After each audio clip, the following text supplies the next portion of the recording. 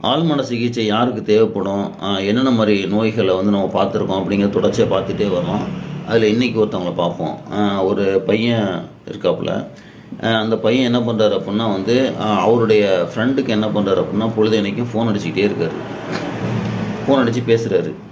அவர் வந்து பேச மாட்றாராம். அதனால இவரு மன ரீதியா பாதிக்கப்பட்டு என்ன பண்றாரு அப்புட்ன்னா வந்து, நம்மட்ட இங்க வந்து சிகிச்சை எடுத்துக்கிட்டாப்புல. நான் கேட்டேன், "எவ்வளோ நேரம் பேசுவீங்க?" அப்புட்ன்னா வந்து, "1 மணி நேரம் பேசுவேன்." "சரி ஒரு நாளைக்கு எத்தன தடவ பேசுவீங்க?" 2, 3 ட்ரிப் பேசுவேன்." "அ அது எப்படி ஒரு பையன்ட்ட போய் நீங்க இவ்வளோ நேரம் பேசுறதுக்கு உங்களுக்கு என்ன இருக்குது?" அப்படின்னு கேட்டா, "இல்ல நாங்க சின்ன வயசுலேருந்தே நாங்க அந்த மாரி நல்லா பழகியிருக்கோம். அ அதனால வந்து நான் வந்து நெறைய பேசுவேன்." ஆனா இப்பலாம் என்ன பண்ண மாட்றாரு அப்புட்ன்னா வந்து, அவர் வந்து நான் பேசுறதுக்கு வந்து ரெஸ்பான்ஸ் குடுக்க மாட்றாரு. ஃபோன் அடிச்சா எடுக்க மாட்றாரு. அதனால எனக்கு என்ன ஆச்சுன்னா, என்னால தாங்க முடியல.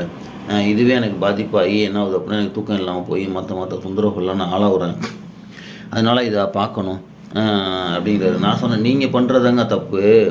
ஒருத்தவங்கள்ட்ட பேசணும் அப்புட்ன்னா, என்ன ஒரு செய்தியோ டக்குன்னு பேசிட்டு வைக்கிறது தான் மொற. 5 நிமிஷம், 10 நிமிஷம், 1/2 மணி நேரத்துக்கு பேசுறதுக்கு என்ன இருக்குது?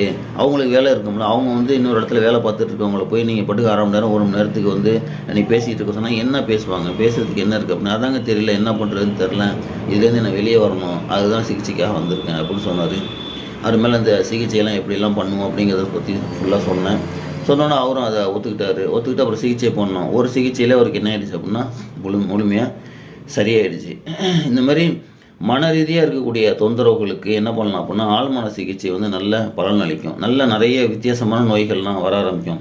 என்னன்னே புரியாது. அவங்க வந்து எந்த விஷயத்த மனசுல பதிய வைக்கிறாங்களோ, அதுக்கு தகுந்த மாரி என்ன செய்ய ஆரம்பிக்கும் அப்படின்னா வந்து வர ஆரம்பிக்கும்.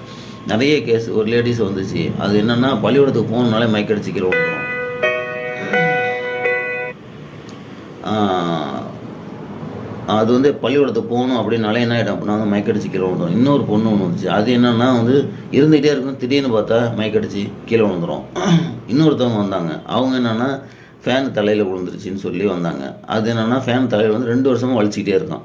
இதுமாரி சொல்ல முடியாது. அவங்க எதுல பாதிக்கப்பட்டுருக்காங்க, எந்த மாரி தொந்தரவுகள் இருக்கு, அதெல்லாம் சொல்ல முடியாது உங்களுக்கு. அந்த மாரி ஏதாவது தொந்தரவுகள் இருக்கக்கூடியவங்க, வித்தியாசமா மருந்து மாத்திரைகளுக்கு எதுக்கும் கட்டுப்படாத இந்த மாரி தொந்தரவுகள் இருக்கக்கூடியவங்க, ஆழ்மன சிகிச்சையில நல்ல பலனளிக்கும் உங்களுக்கு.